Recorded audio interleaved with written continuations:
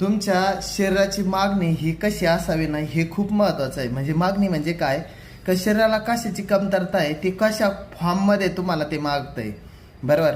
म्हणजे समजा तुम्हाला प्रोटीनची मात्रा कमी झाली तर तुम्हाला ती 100% क्रेविंग होणार आहे, तुम्हाला कार्बोहायड्रेट खायची, तुम्हाला असं एकदम सिंपल कार्बोहायड्रेट खायची इच्छा व्हायला लागेल. पण जर तुमच्या शरीरात प्रोटीनची मात्रा कमी झाली तर तुम्ही एकदम नॉर्मल होऊन जाता, बरोबर. त्याच्यानंतर तुम्हाला आहे ना व्हिटॅमिन मिनरलचे जर मात्रा कमी झाली ना तर तुम्हाला असं फील चांगलं नाही होणार, म्हणजे आतून आहे ना असं कमकुवत फील व्हायला लागेल. त्याच्यानंतर तुमचं फायबर जर कमी झालं आहे खाण्यात तर तुम्हाला आहे ना फक्त ऑइली किंवा कार्बोहायड्रेटवाले जादा खायला इच्छा व्हायला लागेल, कारण त्याच्यातून इन्स्टंट एनर्जी भेटते.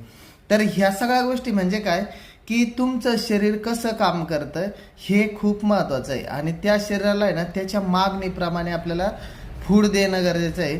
आणि आपल्याकडं असे खूप सारे मोठमोठाले ग्रंथ आहे की जे फक्त अन्नावर काम करतात. अन्न कसं गेलं आहे तुमच्या शरीरात आणि त्याच्यानुसार तुमचं शरीर कसं बनणार आहे तर याच्यावर काम केलं जातं, तर ते शिकवलं जातं.